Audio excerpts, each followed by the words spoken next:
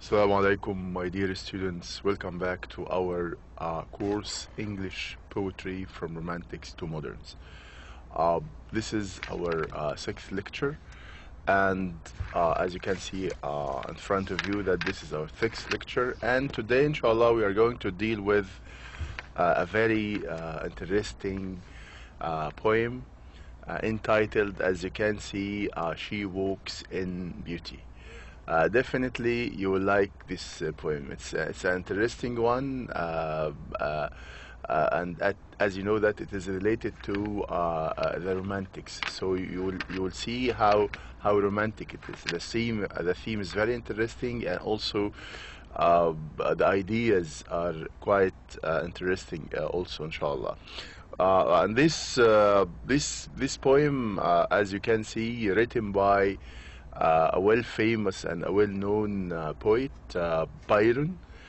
And Byron, as you can see from the dates in front of you, was born in 1788 and died 1824.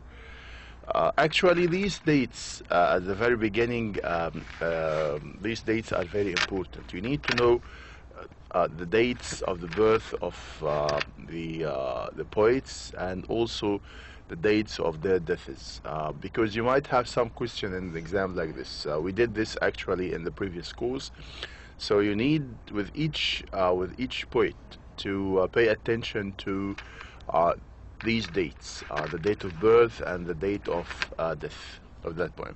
Okay, now let's start with reading first the poem. You will find that the language of the poem is very simple. You will find that you will be able to follow the theme even without looking at your dictionaries or something. So I will start with reading the poem, and then we will inshallah later explain the poem itself. Okay, now she walks in beauty. Definitely she is referring to a woman, is referring to a female. The pronoun she here is referring to a female one. She walks in beauty, like the night of cloudless climes and starry skies. And all that's best of dark and bright meet in her aspect and her eyes, thus mellowed to that tender light which heaven to giddy dale denies. One shade the more, one ray the less, had half impaired the nameless grace which waves in every raven trees, or softly lightens o'er her face, where thoughts serenely sweet express how pure, how dear their dwelling place. And on that cheek, o'er that brow, so soft, so calm, yet eloquent, the smiles that win, the tints that glow, but tell of days in golden spent, a mind at peace with all below, a heart whose love is innocent. Now, after reading the poem, let's now have an idea about the type of work and in which year it was written. So all these things, as I said, also are important. She Walks in Beauty is a lyric poem. It's a lyric one. A lyric means that it's a poem written to be sung, centering on the extraordinary beauty of a young lady. So the whole theme of the poem is centering, is focusing, is stressing, is emphasizing on one point, which is this extraordinary beauty, this exceptional, this amazing beauty of a young lady. And this is the name of our poet, Byron, George Gordon Byron, commonly known as Lord Byron. We used to call him in poetry as Lord Byron. Wrote the poem in 1814, and this is the date of the poem. Also, date here is important. Maybe one of the questions might be about this. In which date the poem, in which year the poem was written, and published it in collection Hebrew Melodies, 1815. So the poem was written in 1814, and it was published in 1815. Okay, now the theme of the poem. I'm sure you know the meaning of the word theme. The theme of the poem is the woman's exceptional beauty, internal as well external. So the poet here is not stressing, is not centering, is not emphasizing on only the outer shape and only the external beauty of that lady, of that woman, not only because she has a pretty face or any other thing, but because also there is also another type or another kind of beauty, which is internal beauty. Also, he sees that woman as quite beautiful from inside. She has something, her spirit, her soul also is very beautiful. So the theme of the poem again is the woman's exceptional beauty, and the word exceptional means that matchless. No one can have the same beauty like her. Some people are just pretty or beautiful outer shape, in their outer shape. I mean, it's external beauty only. But once you speak with them, you feel that those people are not that pretty, are not that beautiful, or so on. But this woman actually has the two types of beauty: the outer beauty and also the inside beauty, or the internal beauty. The inner beauty and the outer beauty, the external or the internal. The first stanza, if you go back, and I'd like you, when you are studying any of these stanza, please print out the poem and try to put it in front of you, and then starting to read these slides with the poem in front of you, just to read the explanation with the poem in front of you, not like this. I don't have that ability to make the two together, but please try to print out the poem, and then you put the I'm sorry for this, and then you put the explanation in front of you to read both at the same time. So every now and then you look at the poem, and then you go and read the explanation here. So the first stanza, excuse me, I'm sorry.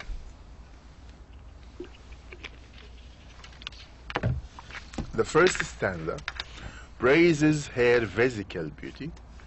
The second and third stanzas praises both her physical and spiritual. And the word spiritual, as you know, it comes from the word spirit. And I think for most of us, that kind of beauty, the spiritual one, is more important than the physical one. And not only this, the woman does not only have physical beauty, does not only have a spiritual beauty, but also for the poet, she has another type of beauty which is very important also, which is the intellectual beauty. So you can imagine that woman who has all these types of beauty, the physical beauty and the spiritual beauty. And not only this, she is not just pretty in shape, just kind from inside, but also she has a good mind. That the intellectual, her mentality is also quite satisfactory to him. Okay, now let's move to the next slide, please. Commentary of Lord Byron, She Walks in Beauty. The poet here is describing a woman, as we have said, and of course we got to know this from the very beginning, from the use of the pronoun she at the very beginning of the poem. So the poet is describing a woman. He says, her beauty is like the beauty of a clear, starlit night. So the night, when you look at the sky, and the night is quite clear, no clouds, no fogs, and not any of these things, and you can see the light of the stars. So he's describing here like that night which is clear, and the stars are lightning. It is a beauty that combines the most attractive elements of darkness and the brightness at the same time. So her beauty has that contrast between brightness and darkness. You can see that mixture between the two. It is a gentle, soft beauty, like the beauty of night, which is more tender than that of the day. Some people feel maybe more peaceful during night. Usually, most of the poems, most of these romantic feelings that come usually at night and not in the day. The day, the people are busy at work and clashing with each other. They have lots of things to do, but usually at night people feel relaxed, more relaxed. So that's why he said that her beauty is like that clear night. That night is more beautiful, is more tender, is tender than the daylight. Okay, now let's move to the second slide. It is a perfect beauty. For him, it's a beauty that is perfect. A perfect means that nothing left, nothing missing in that beauty. It has all beauty. There is nothing missing here. So it's a perfect beauty in which the darkness of her hair sets of the fairness of her face. A face which shows only the most serene, pure thoughts. So when you look at her face, you have that serene. Serene means calm, quiet. That pure thoughts coming from that face. A face which smiles and expresses the innocence of the heart and mind. So when he looks at her face, you can feel that innocence, that simplicity, that kindness of her heart and her mind. As I said, that because she has these two types of beauty, the beauty of mentality, the beauty of the outer shape, and also the beauty of the spirit. So the poet says that once he looks at her face, he got that feeling. That face expresses the innocence, the kindness, the simplicity of the heart and also of the mind. Okay. It is actually, this poem is a matchless poem, that no one can write the same poem, in which beauty takes on new dimensions. When you read it, you feel that he describes beauty in a new way, that no one could do this before. So in which beauty takes on new dimensions. Physical beauty is not everything, and this is very important actually, that we should not concentrate only on the physical beauty, because physical beauty after period of time will vanish, after a period of time will disappear. What will remain? Not the physical beauty, but the spiritual beauty, the intellectual beauty. So for those who are going to marry, some of you definitely are still single, whether you are boys or you are girls. So do not concentrate in your choice only on the physical beauty, because as we said, that if you have that perfect physical beauty, and you do not have that that spiritual, and that mental, that intellectual beauty, definitely you will lose lots of things. You might marry to a very handsome man. You might marry to a very beautiful girl, and you find him or her such arrogant person, and in this case definitely you will enjoy that beauty. So please, in your choice to your future husband or to your future wife, please do not make your first choice the physical beauty. It's very important to do this. Physical beauty is not everything. More important than physical beauty is still the beauty of the soul. The beauty of the heart, of the soul, is more important than the physical beauty. And also the beauty of the mind, and also the beauty of the manners. The manners, which means here the behavior, the way you behave with people. You need to behave with people kindly and tenderly, and this is very important. Okay, this is perfection itself. A strange balance is struck between night and day. He made that balance when he described here between night and day, darkness and the brightness, shades and rays, mind and body. All these outline the image of the perfect beauty. These comparisons which he made during the poem, within the poem, made that perfect beauty. In the first stanza, the lady is walking in beauty. Again, she wears a dark dress, and that's why he describes her with night. So the lady is walking in beauty. She wears a dark dress. She is like the night when the sky is clear and the stars are twinkling. Now it's you have more ideas. I'm again paraphrasing and rephrasing the first stanza just to make it simpler to you, to clarify it more to you. So again, she's like the night when the sky is clear and the stars are twinkling. The stars here may be the jewels glittering on her dark dress. So he might make that comparison, that description that says that she wears a dark dress, and that twinkling stars were these jewelries on her dress that she was wearing.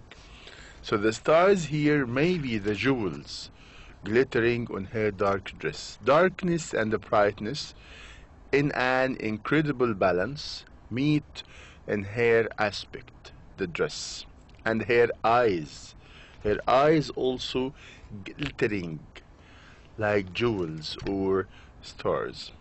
The simile in line 1 here is followed by the double alliteration in line 2, which is cloudless climes and starry skies. Of course, you have alliteration, and you know what's alliteration. And I think in the first lecture I gave you some definitions, some literary definitions. Alliteration was one of them, which is that close repetition of consonant sound at the beginning of the word. So like climb, so you have C and climb, so C and C, it's K sound, of course. Starry and skies, also this is S sound. These are what we call alliteration, and this you will find here in line 2. This is followed, this similes, this alliteration is followed in line 3. So we started with a simile, then we move the second line to alliteration, and then in line 3 we move to what we call antithesis. And antithesis means that contrast and the comparison between two words, like these two opposites, like the word dark and the bright. So we have dark and bright, and this is what we call antithesis. And the metaphor also in meet in line 4. So in line 4 we have another figure of speech which is a metaphor, and this is in line 4. From the very beginning, Byron has decided to exploit as many poetic devices as he can outline the perfection of his beautiful poetry, in which there is a touch of softness, tenderness, and delicacy. So from the very beginning, the poet tried to give us lots of similes, lots of images, lots of metaphors in order to make us feel that incredible and that exceptional beauty of the lady, of the woman he is describing. In the second stanza, this was for the first stanza. Now if we move to the second stanza of the poem, we find that the lady's beauty is likened here to that of a great portrait, in which the rays and shades have been studied carefully, so much so that. So you feel that in the second stanza that he is describing a portrait painted by an artist, a talented artist. So he said that she's like a great portrait, carefully, so one shade the more, one ray the less, had half impaired the nameless grace. Sweet thoughts go hand with beauty of body and also of mind.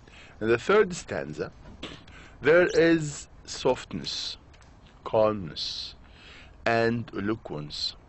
Beauty speaks for itself. The winning smiles reveal godness of heart. These smiles, these winning smiles, these attractive smiles show godness of heart, peace of the mind, and innocence of love. So she has that goodness of heart. Her heart is so kind, and also she has peace of mind. When you are speaking to her, when you are dealing with her, she is speaking to you peacefully, without any kind of disturbance, or you do not feel that she's nervous or she's tense or something. She speaks peacefully, calmly, and politely to you, which shows that peace of mind and also that innocence of love.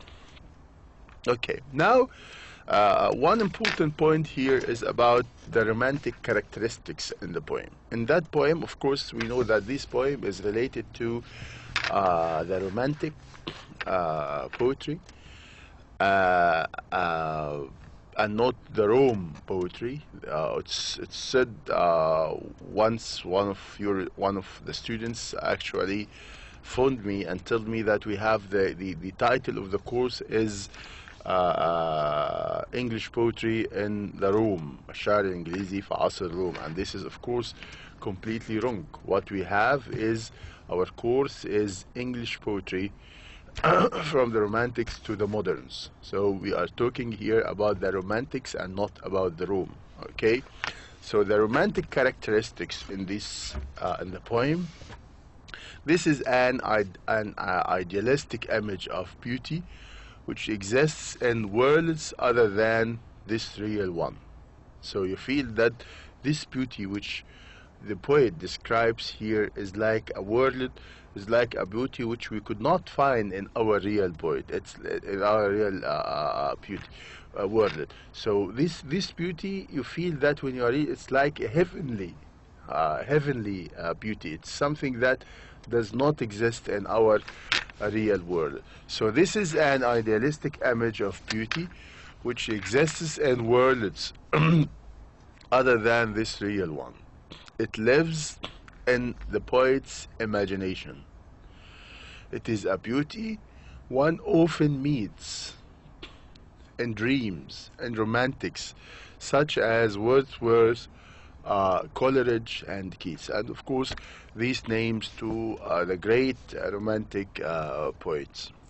The poem is a lyric, and its sounds are very important. The sounds of the poem its sounds are very important.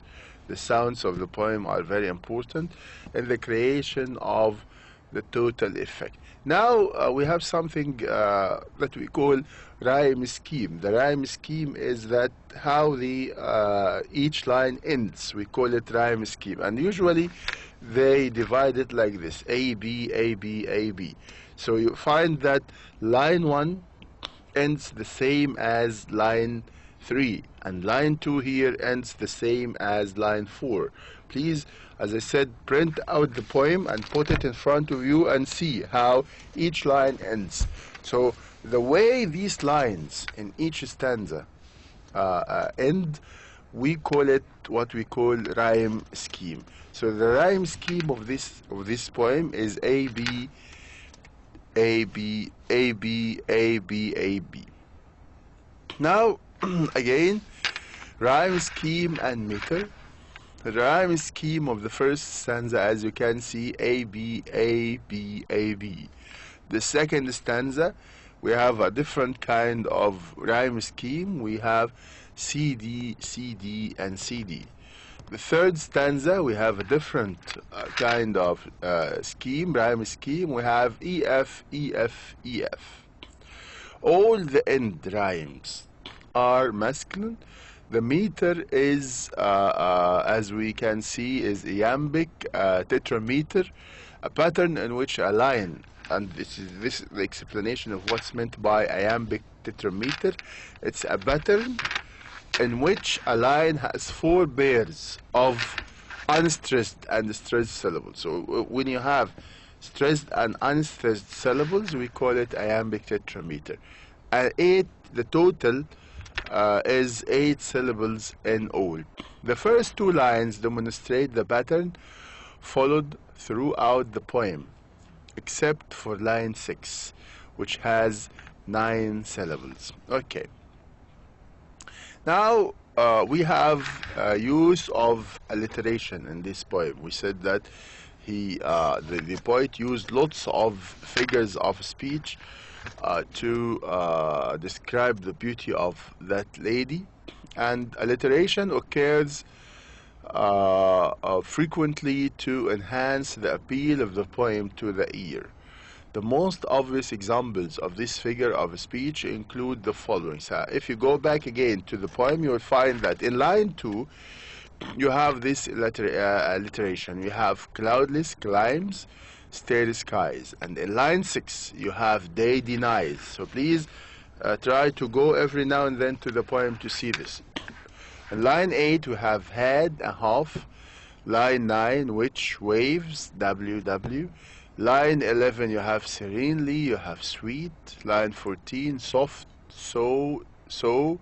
And line 18 you have heart and you have whose. Okay, heart and whose of course are the same. Now, other figures of speech, examples of other figures of speech are the following. We have in line 1 and 2 we have simile, in which he is comparing the movement of the beautiful lady to the movement of the skies. In line 6 we have what we call monotony, in which heaven is substituted for God or for the upper atmosphere. So mentioning monotony is mentioning something and he means something by this word. So in which heaven is substitute for God or for the upper atmosphere. Lines 9 to 10 we have metaphor. He is comparing here, it's comparing grace, a quality, to a perceivable phenomenon. Then in line 11 and 12 we have also metaphor, and we have personification, comparing thoughts to people. Metaphor and personification here comparing the mind to a home dwelling place. So he is comparing here the mind to a home, and this is a kind of metaphor. And then we have line 13 to 16, we have metaphor also and personification, comparing the woman's cheek and the brow to persons who tell of days in goodness spent. So this is a kind of personification. the rhyme scheme of the first stanza. Now we come to the last part. Usually we end our lecture with this. Usually in each lecture you get this, which is model question. It's similar to the question that you will have in the final exam. So your question in the final, your questions in the final exam will be the same like this one. The rhyme scheme of the first stanza in She Walks by Byron, She Walks in Beauty by Byron is. So now you go back to this point about rhyme scheme. You have a rhyme scheme for the first stanza, you have rhyme schemes for the second stanza, and so on. So you need to pay attention to these rhyme schemes. Now, the rhyme scheme of the first stanza in She Walks in Beauty by Byron is is it is it A B B A C C, or the second choice A B B C, or it's A B, and the fourth choice is A B C C. So of course, now if you go back to the explanation, you will find that the correct answer is C, which is the rhyme scheme of the first stanza in this poem is A B. Okay, so this is a question like this. You might have something like this asking about the rhyme scheme of the poem. As also I mentioned that the dates are important. Please pay attention to the dates. Now, our second question here is the theme of She Walks in Beauty. What's the theme? So this is the start that the start of the poem. The theme of She Walks in Beauty is what? The woman's exceptional what? Exceptional power. That woman was so strong. Or exceptional ugliness. She was so ugly. And exceptional patience. She was so patient in something. And the fourth choice is the theme of She Walks in Beauty by Byron is the woman's exceptional, and the fourth choice is beauty. Of course, this is the right choice. The correct answer is D. So the theme of She Walks in Beauty is the woman's exceptional beauty. Okay, this is the end of our lecture. Wish you all the best. Hope you have enjoyed already the poem.